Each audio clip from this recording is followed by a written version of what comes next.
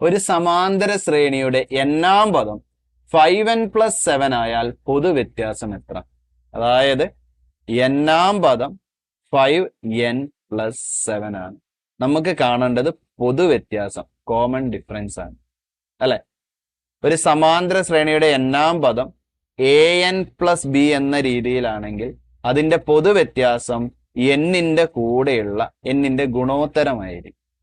അപ്പൊ ഇവിടെ സിമ്പിൾ ആണ്. ഇവിടെ നമുക്ക് n-ന്റെ കൂടെയുള്ള n-ന്റെ ഗുണോത്തരം 5 ആണ്. പൊതുവ്യത്യാസം 5 ആണെന്ന് പറഞ്ഞാൽ മതി. ഇനി നമുക്കിത് വേണമെങ്കിൽ ചെക്ക് ചെയ്ത് നോക്കാം. ഇവിടെ ആദ്യ പദം കാണാൻ n-ന് 1 കൊടുത്താൽ മതി. അപ്പൊ നമുക്ക് 5n + 7 എന്ന് പറയുമ്പോൾ 5 × 1 5, 5 7 12, ആദ്യ പദം 12 എന്ന് വരും. ഇനി രണ്ടാം പദം കാണാൻ n-ന് 2 എന്ന് കൊടുത്താൽ മതി. അപ്പൊ 5 × 2 10, 10 7 17 എന്ന് കിട്ടും. മൂന്നാം പദം n-ന് 3 കൊടുത്താൽ മതി.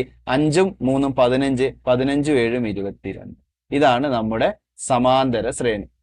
ഇവിടെ നോക്കിക്കേ, 12ഉം 17 അല്ലെ. നമുക്ക് പൊതുവ്യത്യാസം കിട്ടാൻ 17ന്ന് 12 കുറച്ചാൽ മതി. അപ്പൊ നമുക്ക് കൃത്യമായിട്ട് എന്ത് തന്നെ കിട്ടുന്നു?